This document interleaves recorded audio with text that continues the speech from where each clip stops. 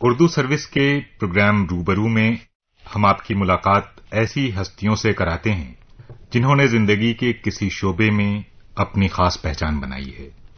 کئی نامور حضرات اس پروگرام میں تشریف لا چکے ہیں۔ کئی مہمان ایسے رہے ہیں جن کی حیثیت اپنے خاص شعبے کے علاوہ دنیا کے تمام ان کے پرستاروں کے دل میں بہت بہت خاص ہے۔ حاضر خدمت ہوں میں نعمان شوق، اور میرے ساتھ آج اسٹوڈیو میں تشریف فرما ہیں ممتاز نقاد محترم ابوالکلام قاسمی صاحب۔ خوش آمدید، آپ کا استقبال ہے۔ شکریہ بہت۔ آپ کی درجنوں کتابیں منظر عام پر آ چکی ہیں۔ مختلف اداروں نے آپ کو انعام سے نوازا ہے، جن میں ساہتیہ اکیڈمی ایوارڈ بھی شامل ہے۔ آپ کی شخصیت میں ایک عمدہ ناقد، ایک ہر دل عزیز استاد اور ایک کامیاب مدیر یکجا ہیں۔ ان تینوں کی یکجائی ایک مشکل عمل ہے۔ آپ کا تجربہ کیا کہتا ہے؟ صاحب، میں سمجھتا ہوں کہ اتفاق سے ضروری نہیں ہے کہ ادب سے دلچسپی رکھنے والے تمام لوگ استاد بھی رہے ہوں، لیکن میری دلچسپی اور میرے اظہار خیال اور ادبی خدمات کا جو دائرہ کار ہے، اس کی بنیاد اصل میں استاد اور شاگرد کے رشتے پر ہے، اور ہم نے تقریباً 35-40 سال تک تدریس کے فرائض انجام دیے ہیں، اور اس میں جس طرح کے طلباء سے، جس طرح کے لیول سے اور جس طرح کی مختلف سطحوں سے واسطہ پڑتا رہا، اس میں ذہنوں کی نشو و نما، نئی نسل کے لوگوں کے ادبی ذوق کی آبیاری اور ان کو بہتر سے بہتر رویے کی طرف مائل کرنے کا رجحان ہمارے اندر بھی پیدا ہوتا رہا۔ تجربے بھی ہوئے، اپنے آپ پر نظر ثانی کرنے کا موقع بھی ملا، اپنی گفتگو کو سلیقے سے پیش کرنے کا بھی موقع ملا، افہام و تفہیم کا بھی موقع ملا۔ تو اس طرح سے ہم نے استاد اور شاگرد کے رشتے سے اپنا کام شروع کیا لکھنے پڑھنے کا۔ جی، لیکن اتفاق یہ ہے کہ میں نے اپنے کیریئر کے بالکل آغاز میں، جب میں نیا علی گڑھ مسلم یونیورسٹی میں استاد ہوا تھا، اسی زمانے میں ایک رسالہ نکالنا شروع کیا جس کا نام تھا الفاظ۔ جی، کافی مشہور بھی ہوا، وہ مقبول بھی ہوا، اور علی گڑھ میں ایک اشاعتی ادارہ ہے، ایجوکیشنل بک ہاؤس کی طرف سے نکلتا تھا۔ میں اپنی ادبی زندگی کے بالکل آغاز میں ہی محسوس کرنے لگا تھا کہ عام طور پہ ادبی نوعیت کے جو رسالے اور جرائد نکلتے ہیں، ان میں رسمی چیزیں زیادہ چھاپتے ہیں، اور جو ایڈیٹر ہوتا ہے اس کا کام سوائے اس کے اور کچھ نہیں ہوتا کہ جو شاعری اور جو افسانے اور جو مضامین اس کے پاس آئے ہیں ان کا انتخاب کر کے چھاپ دے۔ وہ اداریہ میں بھی اس پر اظہار خیال کرنے سے عام طور پر گریز کرتا تھا، اس لیے کہ اس کے لیے بھی تحریروں کو پڑھنے اور اپنے انتخاب کے نقطۂ نظر کو پیش کرنے کی ضرورت ہوا کرتی تھی۔ میں نے اس کے برخلاف اپنے اس زمانے کے مختلف ادبی رویے، مثال کے طور پر نثری نظموں کا زمانہ تھا بہت زبردست، تو نثری نظموں میں شاعری کے کیا کیا امکانات ہیں، یا اسی طریقے سے نئی کہانی شروع ہوئی تھی جس کے اندر بڑا شور تھا علامتی افسانوں کا اور تجریدی افسانوں کا، اس میں کتنا سچ ہے، کتنا غلط ہے، کتنا فیک ہے اور کتنا سچا تجربہ اظہار پاتا ہے، کتنے کامیاب علامتی افسانہ نگار ہیں۔ مثال کے طور پر اسی زمانے میں نے دریافت کر لیا تھا کہ تجریدی افسانے نام کے لیے بھی برائے نام 2-4 اچھے لکھے گئے، علامتی افسانے اچھے لکھے گئے۔ تو ان سب چیزوں پہ بحثیں بھی میں چھاپتا تھا، اور ادارے کی طرف سے ایک سوالنامہ تیار کر کے مختلف لوگوں کے پاس بھیجا، ان کی رائے منگائی، اور ایک طرح سے ایک لٹریری فورم سا اس رسالوں کو بنا دیا تھا ہم نے۔ وہی طریقہ کار آج بھی، جب میں پچھلے 2 سال سے ایک رسالہ امروز نکالتا ہوں، اس کو بھی خاصی مقبولیت حاصل ہو چکی ہے، تو اس میں بھی یہی طریقہ کار اختیار کرتا ہوں کہ نہ صرف انتخاب کروں، ایک تو یہ کہ انتخاب کا مسئلہ یہ ہوتا ہے کہ بڑا خطرناک راستہ ہے یہ، جی، اس لیے کہ آپ اگر فرض کیجئے کہ 70% یا 60% چیزوں کو منتخب کرتے ہیں تو 40% چیزوں کو مسترد بھی کرتے ہیں، کم سے کم۔ جی، تو اب ظاہر ہے کہ یہ اس وقت میں بتا رہا ہوں جب میں اپنی پسند اور اپنے مشورے اور اپنی درخواست میں اس بات کا خیال رکھتا ہوں کہ کن کن موضوعات کو ہمیں لینا ہے، کن کن موضوعات پہ تحریریں پیش کرنی۔ تو یہ سارے تجربے ہوتے رہتے ہیں رسالہ نکالنے میں۔ بہرکیف جی، اس رسالے میں ہر طرح کی تحریریں چھپتی ہیں، شاعری بھی ہے، افسانہ بھی ہے، اور تنقیدی مضامین بھی ہے۔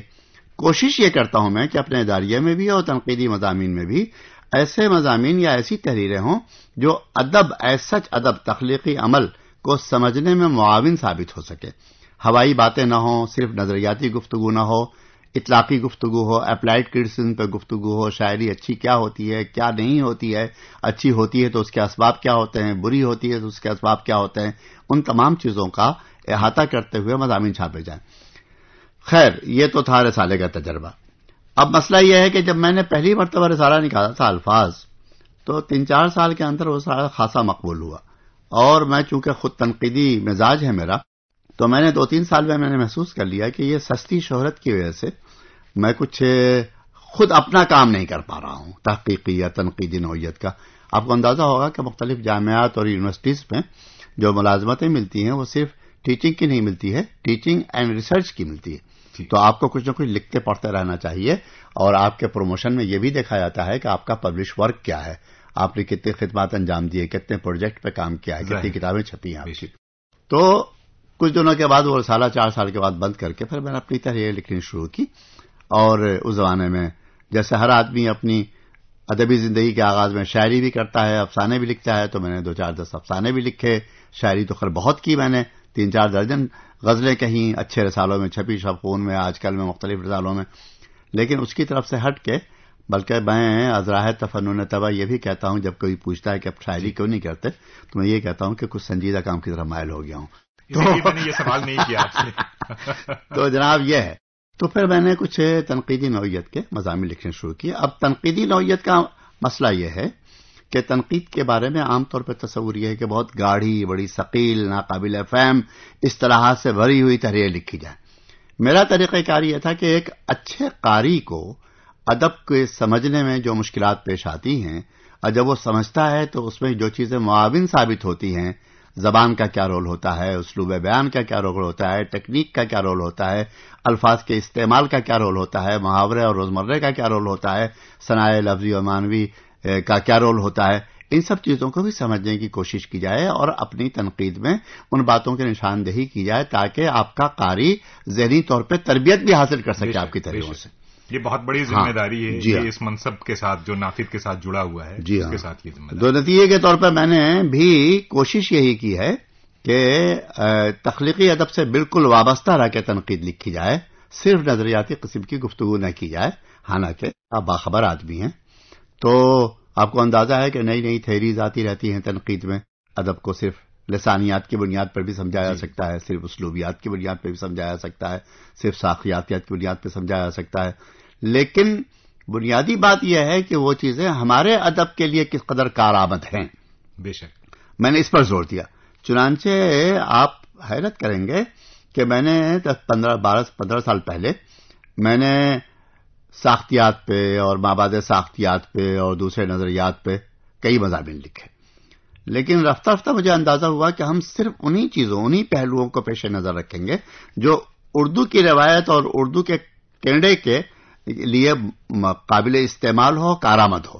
نتیجے کے طور پہ میں نے ادھر کی طرف توجہ کم دینی شروع کی، لیکن میں ایک بات کی طرف ہمیشہ اصرار کرتا رہا کہ اگر آپ ادب کے طالب علم ہیں، اور ظاہر اس کے لیے ضروری نہیں کہ یونیورسٹی میں پڑھتے ہوں یا کالج میں پڑھتے ہوں، بلکہ ادب سے سروکار آپ رکھتے ہیں، تو آپ کو اپنے زمانے کے تمام رویے جو ہیں ادب کی تفہیم کے، اس سے واقف ضرور ہونا چاہیے، چاہے واقف ہو کہ آپ مسترد کر دیں اس کو۔ بے شک بے شک۔ تو یہ طریقہ کار میرا ہے، اور اس بنیاد پر میری تقریباً 7-8 تنقیدی مضامین کے مجموعے چھپ چکے ہیں، لیکن اس کے ساتھ ساتھ مجھے دلچسپی عالمی ادب سے بھی رہی، اور میں علی گڑھ مسلم یونیورسٹی میں اردو پڑھاتا تھا، لیکن پروفیسر کی حیثیت سے میں اردو اور تقابلی ادب کے اوپر میرا تقرر ہوا، کمپیریٹو لٹریچر کا میں استاد تھا۔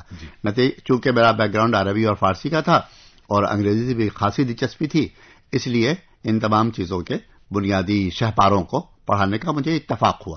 تو اس سے اپنی اوقات کو بھی سمجھنے کا اندازہ ہوا، اپنی قدر و قیمت کا بھی اندازہ ہوا۔ حد سے زیادہ، وہ ہے نا غالب کا ایک بہت اچھا شعر ہے، بے اعتدالیوں سے سبک سب میں ہم ہوئے، جتنے زیادہ ہو گئے اتنے ہی کم ہوئے۔ تو یہ بے اعتدالی نہ ہو، توازن کے ساتھ چیزوں کا اظہار کیا جائے۔ تو اردو جہاں تک انرچ ہو سکتی ہے، متمول ہو سکتی ہے دوسری زبانوں سے، اس سے استفادہ ضرور کرنا چاہیے۔ میں نے ایک بڑا کام کیا تھا اپنی پی ایچ ڈی کے زمانے میں اردو تنقید پر، مشرقی شعریات کا اثر، یعنی عربی کی روایت کا کیا اثر ہے، فارسی کی روایت کا کیا اثر ہے، اور یہ کتاب میری 90 میں چھپی تھی۔ اس سے پہلے اتفاق دیکھیے، اور آپ نعمان شوق صاحب، آپ کو تو پورے ادبی منظرنامے پہ اور تاریخ پہ آپ کی نگاہ ہے. پچھلے 50-60 سالوں میں اتفاق سے اردو میں ایسے لوگ بہت بڑی تعداد میں آ گئے جن کا بیک گراؤنڈ مغربی ادب کا تھا. جی. فراق گورکھپوری، احتشام حسین، عالم سرور، کلیم الدین احمد، محمد حسن عسکری، شمس الرحمان فاروقی. نتیجے کے طور پر سارا زور اس بات پہ تھا کہ مغرب سے ہم نے کیا استفادہ کیا. اب میں ایک ایسے شخص کے طور پر جو مغرب کی نعمتوں کا بھی معترف رہا، جی، اس کو مسترد کر کے نہیں، لیکن ہماری مشرقی روایت کیا ہے جس سے اردو زبان وابستہ رہی. آپ 100 سال پیچھے جائیے تو الطاف حسین حالی، محمد حسین آزاد یا شبلی نعمانی، یہ سب کے سب عربی اور فارسی کے لوگ تھے. ان کی شعریات عربی اور فارسی کی تھی. یہ صنائع اور بدائع پر گفتگو کیا کرتے تھے، بلاغت پہ گفتگو کرتے، علم بیان پہ گفتگو کرتے تھے. ان چیزوں کا کیا اثر پڑا ہے؟ تو نتیجے کے طور پر ہم نے مغربی روایت کو اور مشرقی روایت کو ہم آہنگ کر کے اپنی کتاب میں، مشرقی شعریات کے نام سے میری کتاب مشہور ہے، وہ پاکستان میں بھی اس کے ایڈیشن کئی چھپے اور یہاں تو 4-5 ایڈیشن یہاں بھی چھپ چکے ہیں، تو وہ مجھے اس نام سے جانا جانے لگا. بہت سے لوگوں نے مجھ سے یہ ایک سوال کیا ہے، اکثر و بیشتر کیا، کہ آپ مشرق سے اتنی دلچسپی ہے. میں نے کہا میں اپنی روایت کیا، ہماری روایت عربی فارسی صرف نہیں ہے، ہماری روایت تو ہندی کی بھی ہے، ہماری روایت تو سنسکرت کی بھی ہے. اب اس ملک میں رہتے ہیں جہاں پر پچھلے کئی ہزار سال کی تاریخ جو ہے وہ سنسکرت کی ہے، جس کے اندر آپ غور کیجئے تو مغرب میں روایت یونان سے شروع ہوتی ہے. ہمارے ہاں یونان سے بھی پہلے کے زمانے سے، وہاں 500 صدی قبل مسیح ارسطو اور افلاطون پیدا ہوئے تھے. اس سے بھی پہلے ہمارے ہاں پانینی وغیرہ کی روایت موجود ہے سوچنے سمجھنے کی. یہ بن کا یہ تفریق بالکل فضول ہے. ہمارے ہاں ترجمے کی شکل میں کم از کم جو لوگ اردو والے واقف ہیں ترجمے سے، کم از کم ترجمے کی شکل میں جو چیزیں موجود ہیں ان چیزوں سے استفادہ کرنے کی کوشش کرنی چاہیے، اور اس طرح سے ہم اپنے ادب کو بھی زیادہ بہتر طریقے پر سمجھ سکتے ہیں. جی بالکل. اور جہاں تک ترجموں کی اہمیت کا سوال ہے تو یہ چیزیں تو ہمیشہ سے ادب کو انرچ کرتی ہیں. جی.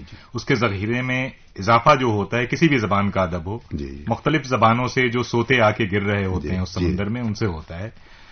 آپ نے جس زمانے میں ذکر کیا کہ آپ نے علی گڑھ میں پروفیسر کی حیثیت سے، استاد کی حیثیت سے جوائن کیا، اس وقت جو ماحول تھا وہاں کا، جس طرح کے اساتذہ اور جس طرح کے مشاہیر وہاں موجود تھے جنہوں نے آپ کی تربیت میں بھی بہت اہم کردار نبھایا، اور آپ کے بعد کئی نسلیں ہیں جن کے ذہن میں ان کی جو تربیت کردہ نسلیں ہیں وہ حکمرانی کر رہی ہیں ان کے ذہنوں پر.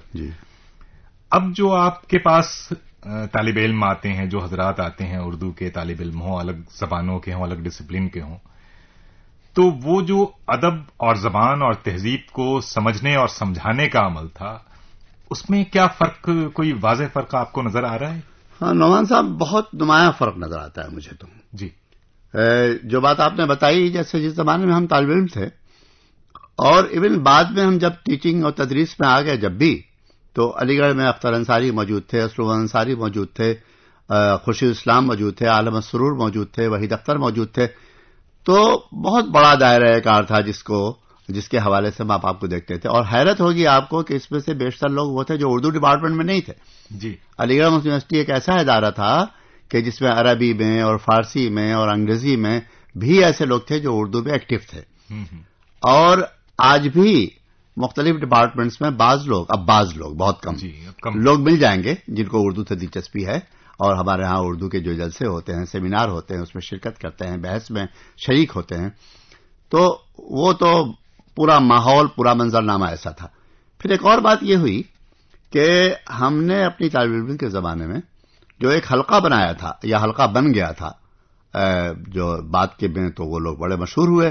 مثال کے طور پر میرے ساتھ فرحت احساس تھے، میرے ساتھ پیغام آفاقی تھے، میرے ساتھ آشفتہ چنگیزی تھے. اب ہم لوگ اگر بیٹھتے تو صرف ادبی گفتگو ہوتی تھی، فلسفیانہ گفتگو ہوتی تھی، فکر پہ، رجحانات پہ گفتگو ہوتی تھی. وہ ماحول اب نہیں رہا. اور with in the circle of students آپس میں ڈسکشن کے ذریعے سیکھنے کا عمل بہت کم ہو گیا ہے. اس کی بنیادی وجہ یہ ہے کہ زبان کی تدریس کا یا زبان کی تفہیم یا زبان کے جاننے کا جو دائرہ سمٹ گیا بہت زیادہ. مثال کے طور پہ اب تقریباً نصف تعداد طلبہ کی ایسی ہوتی ہے جو اردو میں آتی ہے، وہ مدارس کے طلبہ ہوتے ہیں.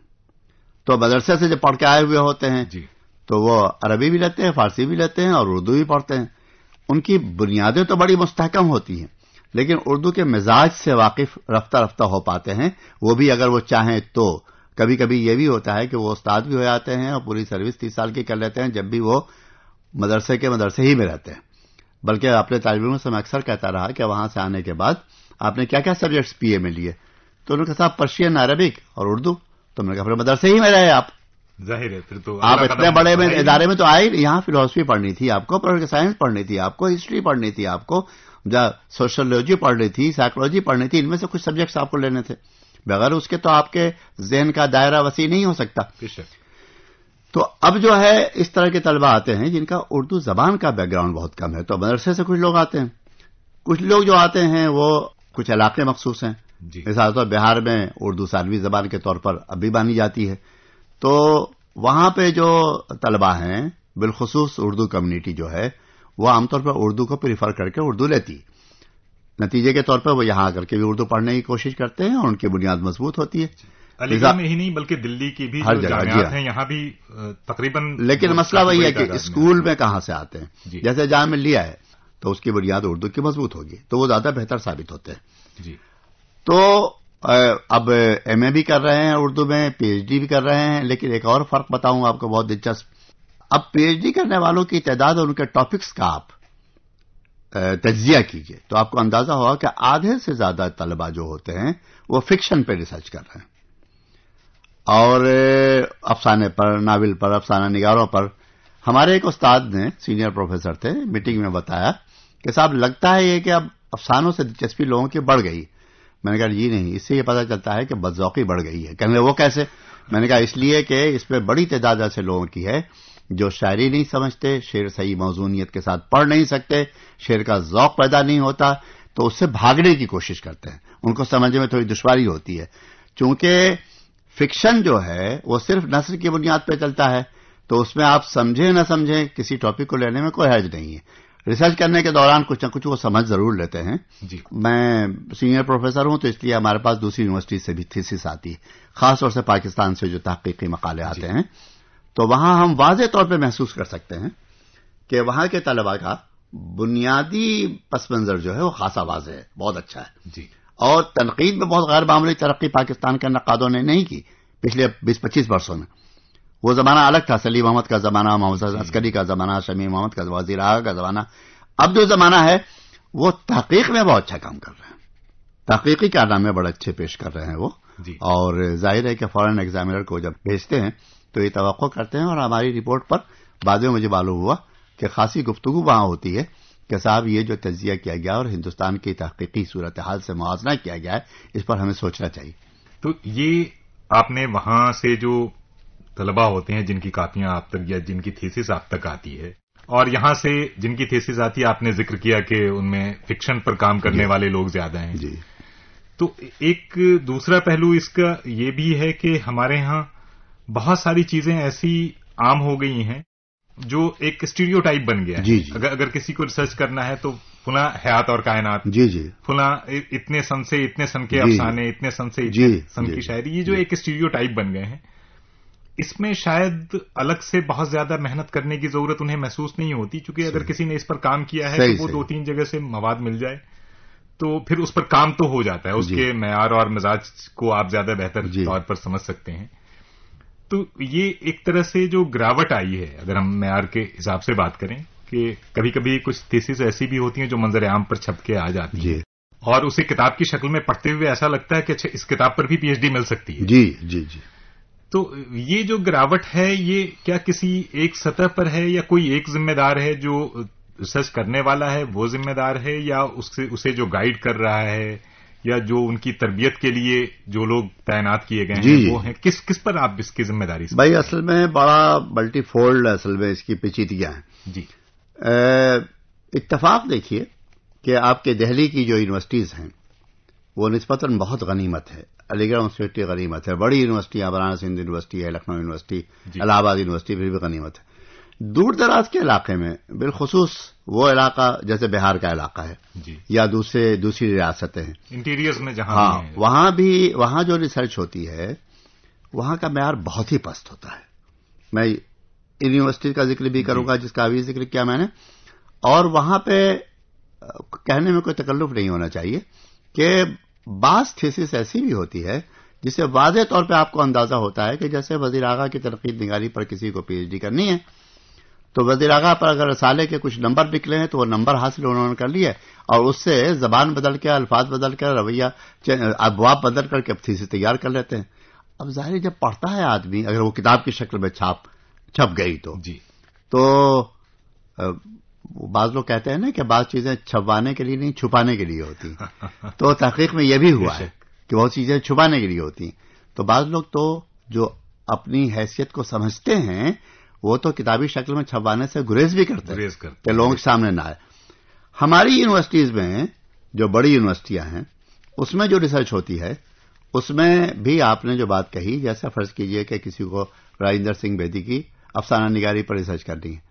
ایک بڑی افسوسناک صورتحال یہ ہے کہ جیسے اس میں چیپٹرز ہوتے ہیں ابواب قائم کیے جاتے ہیں تو اب اس میں اسٹوڈیو ٹائپ ہے وہ پورا کہ پہلا چیپٹر ہوگا اردو افسانے کا پس منظر, دوسرا چیپٹر ہوگا راجندر سنگھ بیدی کے افسانہ نگاری سے قبل کی افسانوی صورتحال. اب ظاہر ہے کہ یہ چیزیں آپ کو ہر جگہ مل جائیں گی سوائے ریپیٹ کرنے کا اور کچھ نہیں کرتے آپ. باقی ایک دو چیپٹرز میں ان پر گفتگو کی جاتی ہے لیکن اس میں بھی متن سے سروکار رکھ کر کے کام نہیں کیا جاتا. اور یہی ایک بات کہہ دوں میں کہ اب جو تحقیقی مقالات ہوتے ہیں وہ تحقیقی کم اور تنقیدی زیادہ ہوتے ہیں یہاں پہ. تو تنقیدی طور پہ گفتگو عام طور پہ کی جاتی ہے جس طرح کی ریسرچز ہوا کرتی تھی قاضی عبدالودود نے یا امتیاز علی عرشی نے یا اخیر بے رشید حسن خان نے یا حنیف نقوی نے کرنے کی کوشش کی. تو اس طرح کی ریسرچ نہیں ہوتی ہے, بہت کم ہوتی ہے, بہت کم باصلاحیت لوگ ہوتے ہیں جو کرتے ہیں. تو اس طرح کے موضوعات پہ ریسرچ کرنے کی کوشش نہیں کرتے اور نئی دریافت کی کوشش نہیں کی جاتی ہے. اگر نئی دریافت ہو تو اور بڑی بات ہو سکتی ہے لیکن اگر ان باتوں سے احتراز کیا جائے تو زیادہ بہتر کام ہو سکتا ہے. اور استاد کی بات آپ نے کہی, جو ٹاپک دیے جاتے ہیں بعض یونیورسٹیز اتنی غیر محتاط ہوتی ہیں کہ ایک ایک استاد کی نگرانی میں 10-10, 20-20, 25-25 ریسرچ اسکالرس ہوتے. اب بھلا بتائیے کہ کتنے لوگوں کے ساتھ وہ انصاف کر سکتا ہے. اس کو ایم اے اور بی اے کے لیول پہ بھی ٹیچنگ کرنی ہے, اس کے تھیسس بھی دیکھنی ہے. اچھا, وہ عام طور پہ یہ استاد کرتا ہے کہ اس ٹاپک سے متعلق ساری معلومات یا سارا مطالعہ طالب علم کے اوپر چھوڑ دیتا ہے, خود پڑھنے کی کوشش نہیں کرتا. جب آپ کو اس سے پس منظر سے واقفیت نہیں ہے یا اس شخصیت سے جس پر ریسرچ ہوئی ہے واقفیت تھوڑی بہت نہیں ہے تو آپ گائیڈ کیسے کر سکتے ہیں, آپ اصلاح کیسے کر سکتے ہیں؟ ممکن ہی نہیں ہے. تو اس کی وجہ سے بھی گڑبڑ پیدا ہوئی. آپ نے فکشن پر بھی خاصا کام کیا ہے, شاعری کے حوالے سے بھی اور اصولی بحثیں جو تنقید میں اور ادب میں ہوتی رہتی ہیں ان کے حوالے سے بھی. مجھے لگتا ہے کہ فکشن میں اس بات کی گنجائش بہت زیادہ ہوتی ہے کہ ہمارے زمانے میں تیزی سے جو تبدیلیاں ہو رہی ہیں, جس طرح سے الٹ پھیر آ رہے ہیں زندگی میں, اصولوں میں اور جو بڑے تناظر میں چیزوں کو ہم دیکھ سکتے ہیں, تو اس کی فکشن میں صلاحیت ہوتی ہے کہ وہ ان چیزوں کو جذب کر سکے. بالکل صحیح. ہمارے اردو میں اس وقت جو فکشن لکھا جا رہا ہے وہ ہندوستان میں اور پاکستان میں جو بھی لکھا جا رہا ہے آپ کی نگاہ میں ہے, مجھے اطلاع ہے. اور اس سے آپ کو کیا لگتا ہے کہ فکشن نگار اپنی ذمہ داریاں اچھی طرح نبھا پا رہا ہے جس طرح سے وہ ایک وقت کی تاریخ رقم کرنی ہوتی ہے, وہ کس حد تک یہ بالکل. میں اس سے پہلے آپ کے سوال کے براہ راست جواب سے پہلے 2-3 باتیں عرض کرنا چاہتا ہوں. جس زمانے میں ہم نے طالب علم کا زمانہ تھا ہمارا, اس زمانے میں فکشن پہ کچھ کتابیں تھیں اردو میں, ناول کیا ہے, ناول کیوں وغیرہ وغیرہ, نور حسن ہاشمی وغیرہ کی. میں وہ کتابیں پڑھتا تھا اور عین اسی زمانے میں ای ایم فاسٹر کی ایک کتاب میں نے پڑھی, آسپیکٹس آف دا ناول, 200 صفحے کی کتاب. مجھے لگا کہ ان تمام حضرات نے وہی باتیں کہی جو ای ایم فاسٹر نے 100 سال پہلے کہی تھی. تو میں نے ای ایم فاسٹر کی کتاب کا ترجمہ میں نے کیا ناول کے فن کے نام سے, تاکہ ایکسپوز کیا جائے کہ جو بحثیں ہیں کردار کی اور پلاٹ کی اور ٹیکنیک کی اور فلیٹ کریکٹر کی اور راؤنڈ کریکٹر کی ای ایم فاسٹر نے کی ہے, انہی باتوں کو اپنے الفاظ میں کیسے بیان کر رہے ہیں. ایک تو یہ کہانی تھی. دوسری بات آپ نے بہت اہم کہی, وہ یہ کہ فکشن ایک ایسی چیز ہے جس کے بارے میں محمد عسکری نے ایک بحث شروع کی تھی کہ فکشن جو ہے زمان و مکان سے بہت گہری طور پر وابستہ ہوتا ہے. شاعری جو ہے ٹرانسینڈ کرتی ہے, ارتفاع حاصل کرتی ہے. تو جناب فکشن میں تو اس کا امکان پورا ہوتا ہے اور فکشن اپنے زمانے کی سماجی اور انسانی اور نفسیاتی صورتحال کی بہتر ترجمانی اور براہ راست ترجمانی کرنے کی اہلیت رکھتا ہے. لیکن ادب کے اندر ہوتا کیا ہے؟ ادب میں ایک تو موضوعات ہوتے ہیں, لیکن ادب پارے کی عظمت کا تصور موضوعات سے کبھی وابستہ نہیں رہا ہے. ادب پارے کی عظمت کا تصور وابستہ رہا ہے اظہار سے، اسلوب سے، اندازہ بیان سے، زبان سے، ٹیکنیک سے، طریقہ کار کیا اختیار کیا ہے. جتنے بھی ٹرینڈز اور رجحانات ادب میں آتے ہیں وہ عام طور پہ اظہار سے متعلق ہوتے ہیں. ہمارے ہاں موضوعات تو بہت اچھے استعمال کیے جاتے ہیں، بلکہ نام لینے بھی کوئی حرج نہیں ہے. مثال کے طور پر ہمارے بہت مشہور ناول نگار ہیں مشرف عالم ذوقی، وہ حتی الامکان کوشش کرتے ہیں کہ نہ صرف ملکی اور مقامی صورتحال کو بلکہ عالمی صورتحال میں جو مسائل سامنے ہیں ان کو پیش کریں، اور اس میں کامیاب بھی ہیں اپنے ناولوں کے اندر. لیکن مجھے جیسے ایسا لگتا ہے کہ ان کا بیسک ایکسپریشن کا فارم جو ہے وہ ناول ہے. افسانے میں اس طرح سے ان کے جوہر کھلتے نہیں. یا بعض اور افسانہ نگار ہیں، لیکن اس کے ساتھ ساتھ کچھ لوگوں نے پرانے اسالیب میں، جیسے انتظار حسین نے لکھا، جیسے سریندر پرکاش نے لکھا تھا، جیسے بلراج مہندرا کی مثال اس لیے نہیں دوں گا کہ ان کے زیادہ تر افسانے نئی نسل کے لیے تجرباتی معلوم ہوتے ہیں پوری طریقے سے. بعد میں نیر مسعود نے لکھنے کی کوشش کی بہت اعلیٰ درجے کا فکشن، محمد عمر میمن نے لکھا، احمد ہمیش نے لکھا اور مختلف لوگوں نے. تو بیدی صاحب یا عصمت چغتائی یا قرۃ حیدر کے بعد کی نسل کے جو رائٹرز ہیں، ان لوگوں نے ان روایات کو بھی باقی رکھنے اور نبھانے کی کوشش کی جو ہماری فکشن کی روایت تھی. اور بعض لوگوں نے تو یہ حد تک کیا، نیر مسعود وغیرہ نے، کہ حیت اور اسلوب میں جتنے تجربے ممکن تھے سارے تجربے کو پیش کرنے کی کوشش کی. حالانکہ اب زیادہ تر لوگوں کا خیال یہ ہے کہ انہوں نے کنٹینٹ کو پوری طرح نظر انداز کر دیا، اور ان کے افسانے پڑھیے تو غیر معمولی جادوگری کا اندازہ ہوتا ہے، لیکن کوئی آپ رک کے نہیں کہہ سکتے کہ یہ فلاں موضوع پہ لکھا ہوا افسانہ. یہ بہت دلچسپ حقیقت، بہت بڑی حقیقت ہے. لیکن انتظار حسین وغیرہ کی ایک خصوصیت یہ رہی کہ انتظار حسین نے حالانکہ داستانوی روایت کو اور آسمانی کتابوں کی روایت کو برتنے کی اور اپنانے کی کوشش کی، لیکن اپنے زمانے کے جدید سے جدید مسائل کو اس میں ڈھال کر کے پیش کرنے کی کوشش کی. نئے لکھنے والوں میں ایسے لوگوں کی تعداد بہت کم ہے کہ جو زبان و بیان کے ساتھ پورا انصاف کر پاتے ہوں. مشکل سے آپ انگلیوں پہ گن سکتے ہیں ایسے لوگوں کو. 2-4 درجن لوگ ہیں پورے ملک میں، پاکستان کو بھی شامل کروں گا میں، جن کو آپ مثال کے طور پہ پیش کر سکتے ہیں. یعنی کم سے کم یہ تو ایک قاری حق رکھتا ہی ہے کہ یہ پوچھ سکے کہ فلاں افسانہ نگار کے 3 بڑے افسانے کون سے.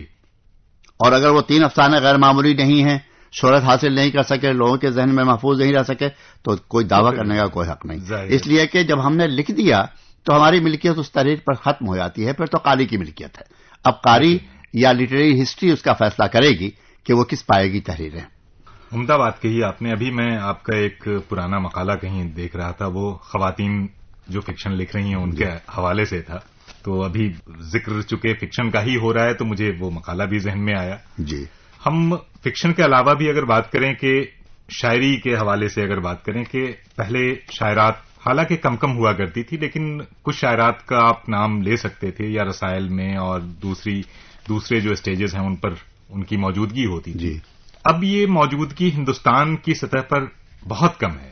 اگر ہم نمائندہ شاعرات کے بارے میں آپ سے میں پوچھوں کہ آپ اپنے رسالے کے لیے اگر 5 نمائندہ شاعرات کو شامل کرنا چاہیں تو مجھے لگتا ہے کہ شاید آپ کو غور کرنا پڑے گا یہ 5 کون ہو سکتی ہیں. تو یہ بحران اچانک سامنے آیا یا اس کے پس پردہ بہت کچھ چلتا رہا اور یہ نتیجہ نکلا؟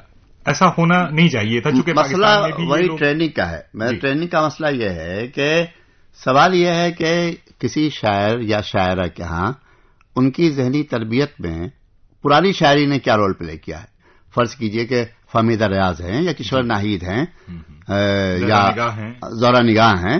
ان خواتین کی شاعری دیکھیے، ہندوستان میں لے دے کر کے آپ کو شہناز نبی پہ نگاہ رک جاتی ہے یا 2-4 اور شاعرات ہیں ان پر نگاہ رک جاتی ہے. کسی حد تک نثری نظموں میں شبنم شاہی وغیرہ پہ نگاہ رک جاتی ہے. ایک اور بات بھی ہوئی ہے جس نے بڑی گڑبڑ پھیلائی ہے، وہ یہ کہ مقبول شاعری اور ادبی نوعیت کی شاعری کیا ہوتی ہے. ہوتا یہ ہے کہ اگر کسی خاتون کی آواز اچھی ہو تو مشاعرے والے بہت جلدی اٹریکٹ ہوتے ہیں ان کی طرف، اور جہاں انہوں نے مشاعرے کا چسکا لگایا تو اس میں ترنم کی وجہ سے یا انداز بیان کی وجہ سے مقبولیت ان کی ہو جاتی ہے. تو ادبی تربیت اپنی نہیں کر پاتی. وہ مرد بھی بہت سے لوگ ایسے ہیں کہ جو بڑے مقبول شاعر ہیں مشاعروں کے، لیکن ادبی تحریر رسالوں میں چھپنے والی تحریروں کو برا بھلا بھی کہتے ہیں، لیکن وہ اپنے آپ کو سدھارنے کی کوشش نہیں کرتے، بہتر کرنے کی کوشش نہیں کرتے، اس لیے کہ شاعری کی جو لذت ہے اور شاعری کا جو حاصل ہے، وہ جو پلیجر ہے، اس پلیجر کو اس کا حاصل نہیں سمجھتے ہیں، وہ مانیٹری گین کو سمجھتے ہیں اس کا حاصل. اور سامنے سے آ رہی داد اور داد اور سستی مقبولیت. بلکہ مشفق خواجہ نے ایک ہندوستانی شاعر کے بارے میں یہ کہا تھا کہ وہ شخص اس طرح شعر سناتا ہے جیسے کشکول گدائی لے کے داد وصول کرنے کی کوشش کر رہا ہوں. پوری تصویر بنا دی. جی ہاں، جی ہاں، جی. بہت بہت عمدہ. مجھے افسوس ہے کہ اگر اور وقت ہوتا ہم لوگوں کے پاس اور کئی موضوعات پر آپ سے گفتگو ہوتی، لیکن ہمیں امید ہے کہ انشاءاللہ آپ آئندہ بھی تشریف لاتے رہیں گے اور ہمارے لیے وقت نکالتے رہیں گے. آپ تشریف لائے، بہت شکریہ. نوازش. بہت بہت شکریہ.